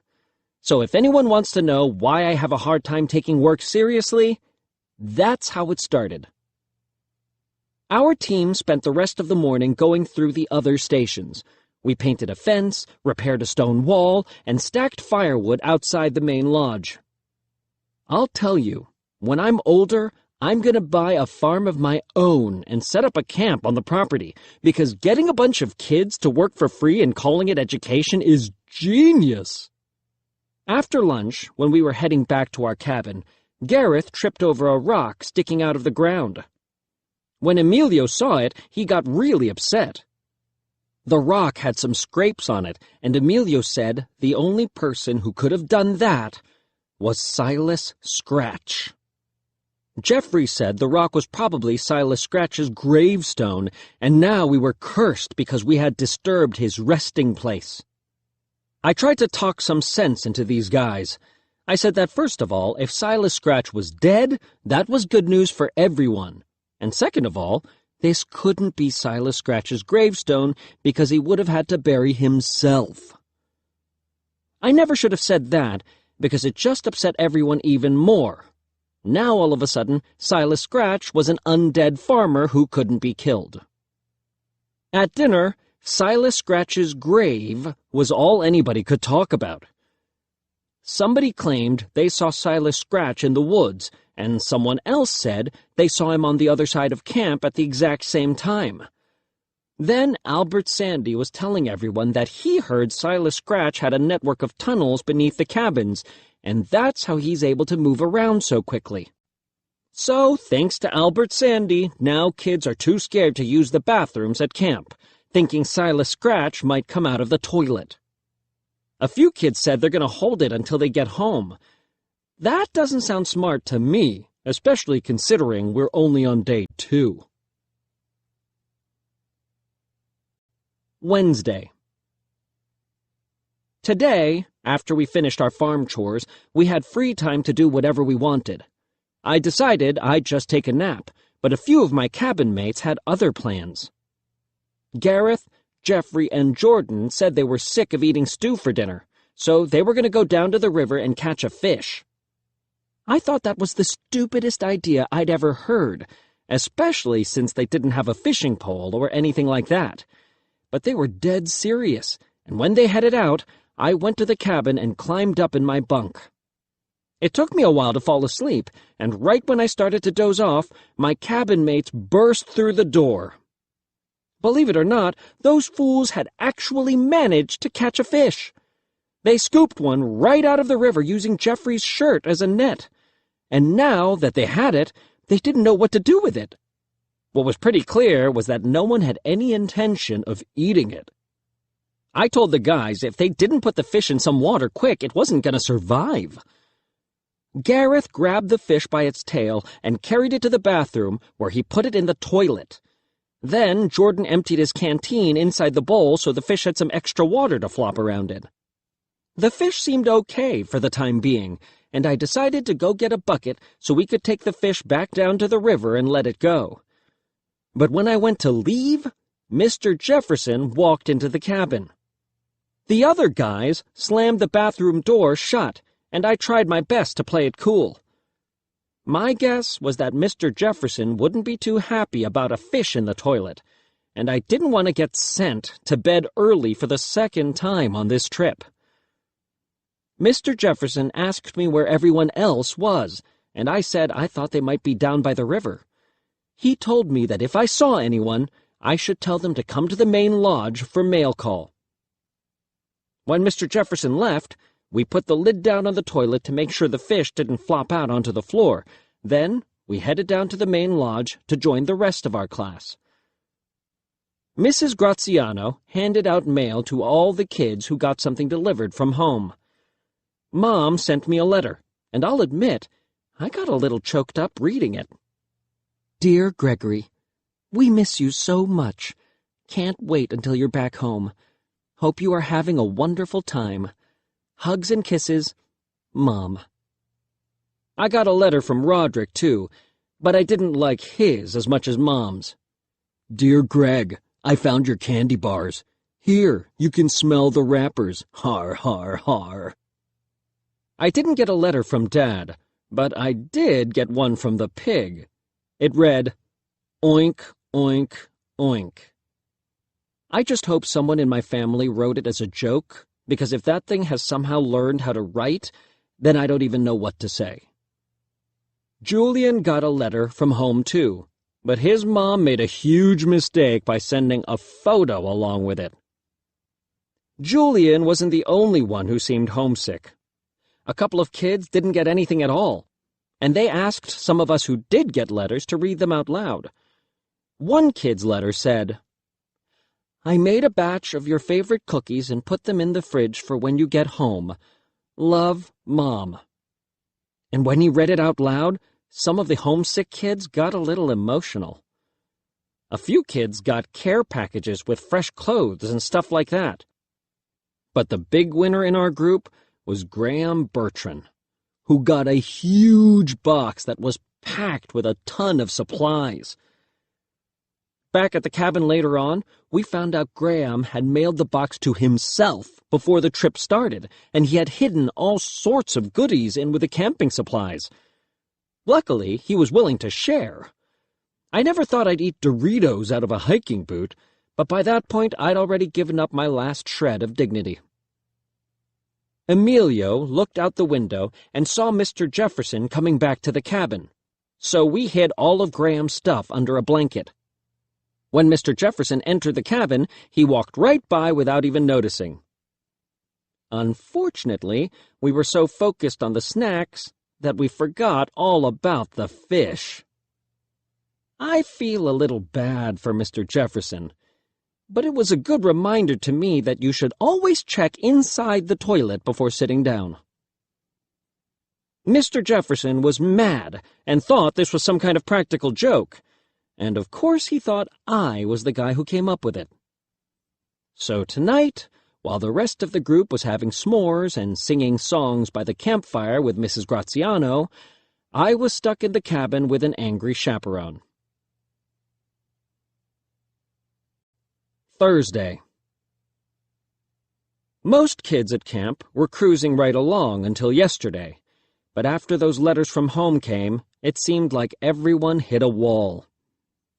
A lot of my classmates are homesick, and they've been asking if they can go back early. But the chaperones say the only way we can go home is if there's some sort of medical reason. Well, they shouldn't have put that into people's heads because now kids are trying to get sick on purpose. Melinda Henson was acting really strange at lunch. It turns out she ate 3 servings of stew to make herself sick, which seemed a little extreme to me. But after spending a few hours at the nurse's station with indigestion, Melinda was sent back to rejoin her group. Julian took it one step further. Mr. Jefferson found him in the cabin clutching his stomach next to a half-eaten stick of deodorant. So that was the end of the road for Julian. A few hours later, Julian's mother arrived to pick him up, but by the time they drove away, he seemed to have made a full recovery. A lot of boys started talking about how Julian had the right idea, and the chaperones caught wind of it. The next thing we knew, the chaperones were going around collecting everyone's deodorant so no one could follow in Julian's footsteps. That's bad news for our cabin, because with the wet towels and dirty clothes all over the place and kids showering with sweat water, our cabin already smells like a monkey house. The deodorant was probably the one thing keeping the fumes in our cabin from reaching toxic levels. And if we get sick, we are all going home early. That might be okay for everyone else, but it's not all right for me, because the sooner I go home, the sooner I have to face Dad. Saturday. To be honest with you, I had forgotten all about Rowley until he returned to camp yesterday morning. But when he caught a whiff of our cabin, I'll bet he wished he had just stayed home. It turns out Rowley got an infection from Gareth's tooth, and that's why he was gone for so long. Rowley brought the tooth with him, but I'm not sure what Gareth's supposed to do with it at this point. Rowley was kind of coming back at an awkward time. We've all been preparing for the last night of the trip, which we have to spend outdoors. I'm kind of looking forward to it, because that's one night we won't have to stay in our stinky cabin. But I'm not sure my group can even survive sleeping out in the elements. We're supposed to build a shelter and a fire tomorrow night, and I have no idea how we're supposed to pull that off. Mr. Jefferson has been trying to teach us how to do some basic outdoorsy things, but it turns out he's just about as useless as the rest of us. Yesterday, he was trying to teach us how to build a fire, and he broke the no electronics rule by using his phone to look up how to do it. But his battery died when a couple of my cabin mates got a hold of it to watch videos of screaming goats. I guess Mr. Jefferson learned a little bit before the battery died, because he got a fire going and told the rest of us to get some kindling. Nobody knew what kindling was, though, so we brought back everything we thought might burn. Rowley came back with what looked like a bunch of weeds and threw them on the fire, but that totally smothered it. It turns out the stuff Rowley put on the fire was actually poison ivy, and this morning he woke up covered in spots. Mr. Jefferson must have inhaled the fumes and gotten it in his lungs because he was having trouble breathing. The nurse called Mrs. Jefferson to come pick them both up, and I think they're done for good. That means my group is the only one without a chaperone. I've heard Mrs. Graziano is scrambling to find a replacement, but no dads are willing to give up the rest of their weekend to come out here. This is really bad timing, because it's supposed to rain tomorrow night, and we haven't even started building our shelter. I tried to spy on a group that has a bunch of Boy Scouts in it to see if I could pick up any pointers, but those guys weren't willing to give away their secrets. While we were off trying to set up our camp, some other group raided our cabin. I guess they must have heard about Graham's snacks, because his stash was totally picked clean. The thieves also went through my bag and found the baby wipes, which they used up in our bathroom. They must have tried to flush them down the toilet because now it was clogged. The worst part was that the toilet overflowed and the water ran along the floor in a path from the bathroom to my duffel bag. Everything I owned was wet, except for Grandpa's book, which the thieves had tossed onto a bed. I was really mad, but when I started flipping through the pages, I realized the guys who raided our cabin might have done us a huge favor. The book had a ton of useless stuff in it, like a chapter on how to make a working radio out of household objects. Potato radio. Shortwave radio is an exciting new hobby sweeping the nation, but who needs all the expensive equipment when everything can be found in your very own home? Start by finding 2 paper clips, 1 foil chewing gum wrapper, and a hearty potato. Insert the paper clips into the potato and form a bridge between them with the chewing gum wrapper. But there was a lot of good stuff in there, too. There was a chapter on how to identify poison ivy, which would have come in handy yesterday. There were chapters on other outdoorsy things, like how to start a fire without matches, which was great because Mr. Jefferson used all of ours up. I couldn't wait to try out some of the tricks and see if they actually worked. I led my group out to our campsite and asked to borrow Emilio's glasses, and I focused a beam of sunlight through a lens onto some dry leaves, the way it said to do in the book. Sure enough, the leaves started smoking and eventually caught fire. Everyone was excited that we could make a fire without the help of an adult, but we got a little carried away with the high fives, and Emilio's glasses got crushed in the celebration. Apparently, Emilio is blind as a bat without his glasses, so the rest of the trip might be a little challenging for him. Luckily, Jeffrey wears glasses too, so we can make another fire tomorrow.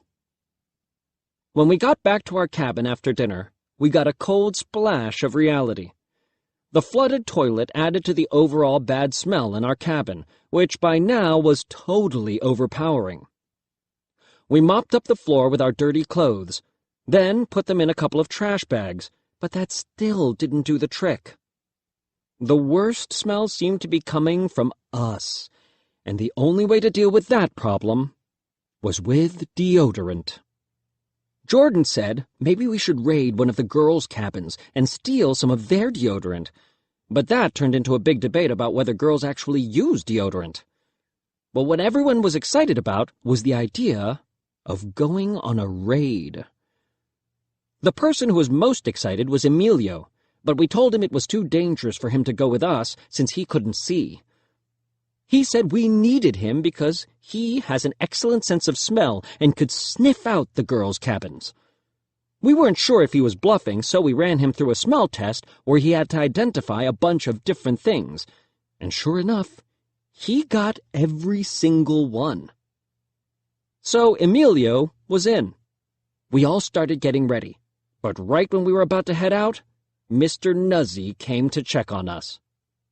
I guess it was pretty obvious to Mr. Nuzzy that we were up to no good, so he told us we'd all be in big trouble if he caught any of us sneaking out. Plus, he heard Silas Scratch was on the prowl tonight, so we'd better stay indoors. Then, Mr. Nuzzy left, and a few minutes later he came back with a bottle of baby powder. He sprinkled it in a big circle around our cabin so that if we did leave, our footprints would give us away. Everyone started to panic because they thought we were trapped in our cabin for the rest of the night. But then I remembered a chapter from my book that could help us. Hiding your numbers. Ancient ninjas had a clever way of fooling their enemies. When traveling in a group, ninjas would walk in single file, carefully stepping into the same set of footprints. Then they'd ambush their pursuers, who would be shocked to discover that they were not following the tracks of one person, but many. Mr. Nuzzy had left his own footprints in the baby powder when he was spreading it around, so all we needed to do was follow in his exact footsteps, and he'd never know we left. The only problem was that Mr. Nuzzy's footprints were a lot bigger than any of ours, but Mr. Jefferson had left his hiking boots under the bed, and they looked like a perfect match. I went first. It was a little hard staying in Mr. Nuzzy's tracks, but I made it to the other side of the baby powder. Then I tossed the boots back to the next guy. We got everyone out of the cabin that way, even Emilio, who hitched a ride on Jeffrey's back. Once we were all clear, we headed through the woods toward the girls' cabins. But before we knew it, we were totally lost. It was kind of scary because nobody even knew which way our cabin was.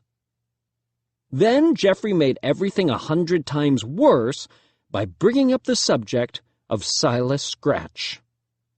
Jeffrey said Silas Scratch was probably watching our every move and was going to pick us off one by one and eat us alive. That got my cabin mates all stirred up, and I thought they were going to scatter in every direction. But Emilio saved the day when he picked up a scent in the air. He said he could smell a girl's cabin, and it wasn't that far off. Sure enough, one of the cabins was about 50 feet away. We crept up as quietly as we could, then put some of our team-building skills into action to get up to an open window. It sounded like everyone was asleep inside, so I lowered myself through the window and dropped down to the floor without making a sound. But when I looked around, I realized I was in a cabin full of Girl Scouts. I decided to call off the mission to get the deodorant, but by then it was already too late. The rest of the guys had all just fallen through the window. Everything after that is kind of a blur. I remember girls yelling, hands grabbing at my ankles, and my cabin mates trampling one another to get out the front door. Then it was just a mad dash through the woods. Don't ask me how, but we found our way back to our cabin. Unfortunately, we forgot all about the baby powder, and we totally trampled it. But at that point, it was the least of our worries. I thought the mission was a total failure, but it turns out we didn't come back empty-handed. Graham had swiped a bag at the girls' cabin and brought it with him. I definitely wasn't comfortable with stealing, and said that one of us needed to sneak the bag back to the girls' cabin before anyone noticed it was missing. But I got outvoted on that idea because everyone else was curious to see what was inside. The clothes in the bag didn't look like they belonged to any girls our age.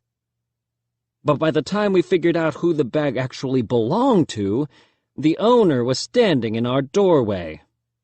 Mrs. Graziano. I thought she found us because of the baby powder, but it turns out it was even easier for her than that. As soon as she opened her cabin door, she found Emilio stumbling around in the dark, which just goes to show you should never leave a man behind. Mrs. Graziano chewed us out for our immature shenanigans. She said we couldn't be trusted on our own for the night, so she was going to get on the phone and find an emergency chaperone. I couldn't imagine who would be willing to drive all the way out to this place in the middle of the night, but I knew that whoever it was, he wasn't going to be happy about it. And it turns out I was right. Dad barged in, looking really tired and irritated. Sunday. I really wish Mrs. Graziano had just sent me home instead of calling Dad to chaperone us for the last day. Dad was already mad enough about the car, and now he had to babysit a bunch of unshowered middle schoolers. And it wasn't fun breaking the news to him that we didn't even have a working bathroom in our cabin. I figured I owed it to Dad to at least give him a basic rundown of the camp, but he seemed to already know everything I tried to tell him. Somehow, he even knew about the stew, because when somebody put a serving on his plate, he scraped it right back into the pot. At first, I thought Dad must have been a chaperone when Roderick went to this place, but when I saw one of the other chaperones greet Dad, I put it all together. "Welcome back, Frank." Dad went to Hardscrabble Farms when he was my age. No wonder he wasn't happy to be here. If his experience was anything like mine, I'm sure he never imagined in a million years that he'd be back. Me and my cabin mates spent the day trying to set up our camp for the overnight, and it was pretty clear Dad had no intention of helping out. Half the time he was off somewhere else doing who knows what, and when he was around, he didn't lift a finger. So we set up our shelter without him. Luckily, Grandpa's book had a chapter on how to build a waterproof lean-to, so we didn't need Dad's help. At dinner, some kids from another group seemed really shaken up. They said they were gathering firewood and came across an old shack that they were 99% sure belonged to Silas Scratch. This is where I was hoping Dad would tell everyone Silas Scratch was just a made-up story to keep kids from leaving their cabins at night. But he didn't. He said that when he went to Hardscrabble Farms, a couple of kids went poking around Silas Scratch's shack and were never heard from again. That was the worst thing Dad could have said just before we were supposed to spend the night in the woods. After dinner, Mrs. Graziano told everyone to get whatever they needed from their cabins and bring it to their campsites. A bunch of kids were begging to sleep inside, but Mrs. Graziano said this is how it's always been on the last night at Hardscrabble Farms, and it's the way it's always gonna be. We had gotten the fire started earlier, and when we got to our campsite, it was still going. The fire was dying down, though, so we needed to get more wood to feed it. But once it got dark out, the guys in my group were too scared to leave the fire to help me collect sticks. I would have asked Dad for help, but who knows where he was. So I went to look for firewood by myself. The area around our campsite was picked pretty clean of sticks, so I had to go deeper into the woods. But I got all turned around, and I couldn't remember which way our campsite was. I started to panic a little, but then I saw a light that I thought must be our campfire. I headed toward it, and when I got closer, I couldn't believe where the light was coming from. A mysterious old shack. I have to admit, I didn't really buy any of the Silas Scratch stuff until this moment, but now I thought I might actually die of fear. Something about that light didn't look right, though. I thought it was coming from a fireplace, inside the shack, but it was actually coming from a light bulb. It didn't make a lot of sense to me that a crazy farmer who eats slugs and berries had electricity. The door on the front of the place was barred shut, so I walked around the back, and there was a metal door that was unlocked. I held my breath and pushed it open. Then I stepped inside. My heart was practically beating out of my chest, but I had to know what was in there. When I saw what was inside, I realized this place wasn't a shack at all. It was some sort of maintenance shed, with a bunch of tools, and they didn't even look that old. I went a little farther in. When I walked down a hallway, I found something that really shocked me. It was a bathroom, with a toilet and a sink and everything. There were even a few rolls of extra toilet paper, and it wasn't the cheap stuff either. My head was spinning at that point. I was ready to run back to our campsite and tell everyone what I'd found when I heard something that sent shivers down my spine.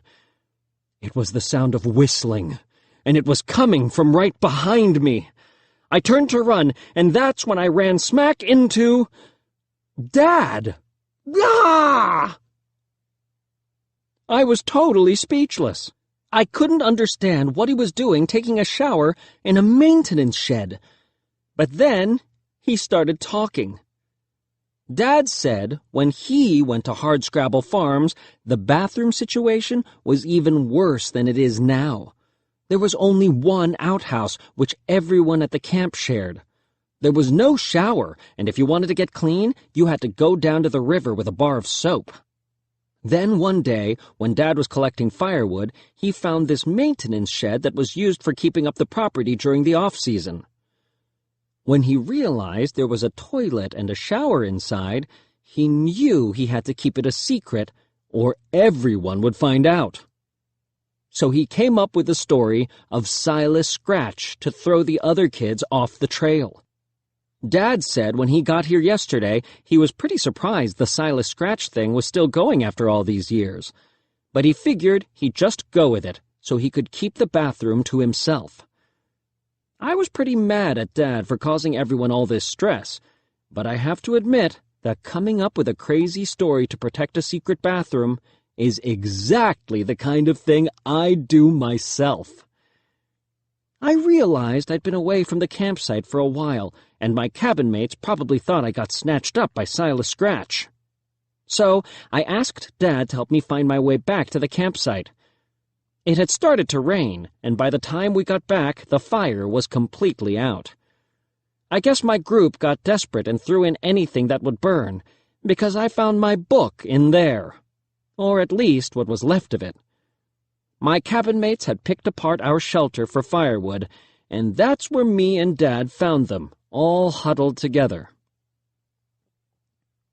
I really didn't want to spend the night out in the rain, and thankfully, Dad didn't either. I guess he wasn't too concerned about the camp rules, because he snuck us all back into our cabin. It might have stunk to high heaven in there, but it was the best night of sleep I've had in my life. Monday. This morning we packed up all our stuff and brought it to the parking lot. Almost everyone in my class looked like a wreck from sleeping out in the woods overnight, but my group actually looked refreshed. My cabin mates kept saying how lucky we were to have survived the week with Silas Scratch prowling around, and it was all I could do to bite my tongue. Believe me, I was tempted to tell everyone that Silas Scratch was a hoax. People might have even treated me like a hero for finally putting an end to the whole thing. But I figured I might get stuck chaperoning at this place one day, and if I do, I'll want to use that bathroom myself. I was about to load my bag onto the bus, but then Dad told me I could ride home with him. That was way better than sitting in someone's lap, so I took Dad up on his offer. On the way out, there was a bus coming in with a whole new crop of kids. I quickly scribbled a message to warn them about what they were in for. Beware of Silas Scratch. I figured it was the least I could do.